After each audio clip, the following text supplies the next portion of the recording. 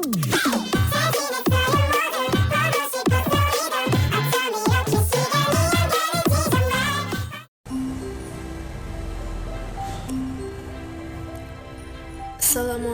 warahmatullahi wabarakatuh.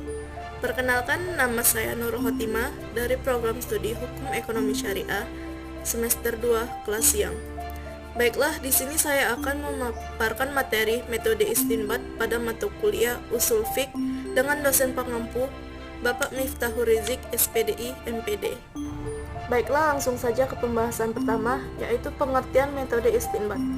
Secara etimologis, kata istinbat berasal dari kata benda an-nab, bentuk masdar dari nabata yanbutu nabtan, yang berarti air yang keluar dari dalam sumur yang kali pertama digali. Menurut Haytham Hilal, kata istinbat berarti mengeluarkan air dari dalam tanah. Dengan demikian, kata istinbat digunakan dalam arti al-istiraj, yaitu mengeluarkan atau menjelaskan sesuatu yang sebelumnya masih belum jelas. Pengertian secara etimologis serta menurut Haytham Hilal ini masihlah bersifat umum, sehingga istinbat bisa saja dilakukan oleh ulama fiqh dan ulama yang ahli di bidang selain fiqh.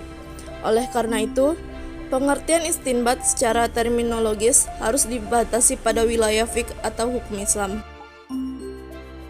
Dengan adanya pembatasan pada wilayah hukum Islam, maka secara ringkas, istinbat adalah upaya untuk menarik hukum dari nas, yaitu Al-Quran dan As-Sunnah dengan jalan ijtihad. Metode istinbat melalui aspek bahasa. 1. Lafaz am. Lafaz am ialah suatu lafaz yang menunjukkan satu makna yang mencakup seluruh satuan yang tidak terbatas dalam jumlah tertentu. Para ulama usul fikih memberikan definisi am antara lain sebagai berikut. 1. Menurut ulama Hanafiyah, setiap lafaz yang mencakup banyak, baik secara lafaz maupun makna. 2. Menurut ulama Syafi'iyah, diantaranya Al-Ghazali, satu lafaz yang dari satu segi menunjukkan dua makna atau lebih.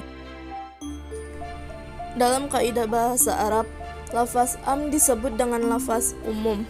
Kalau ada sebuah lafaz yang dijelaskan belum diketahui secara pasti, maka lafaz itu dipahami sebagai lafaz yang masih umum. Lafal itu disengajakan dalam kaidah kebahasaan berfungsi untuk memahami satuan-satuan yang tidak terbatas jumlahnya. Misalnya, kata rijalun artinya semua orang laki-laki di mana saja mereka berada. Kata nisaun artinya semua orang perempuan. Kata annas artinya semua manusia dan lain sebagainya. 2. Lafal khas. Khas adalah apa yang sebenarnya dikehendaki dari sebagian yang dikandung oleh lafaz.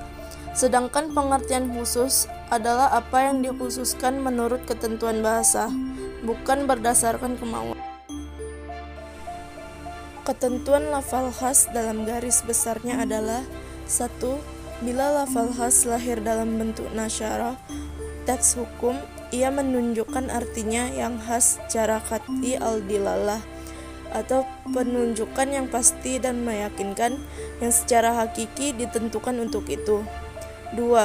Bila ada dalil yang menghendaki atau pemahaman lain dari lafal khas itu kepada arti lain, maka arti khas itu dapat dialihkan kepada apa yang dikehendaki oleh dalil itu.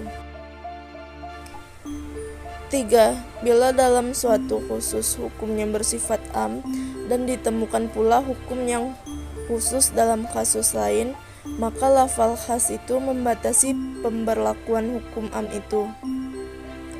Menurut ulama Syafi'iyah dan Ahmad, apabila pertentangan antara lafal khas yang terdapat pada khabar ahad dengan lafaz am Al-Quran, maka khabar ahad itu dapat mentaksis lafaz am Al-Quran.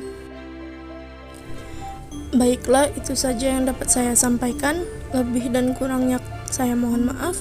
Terima kasih telah menonton. Semoga yang saya sampaikan dapat bermanfaat.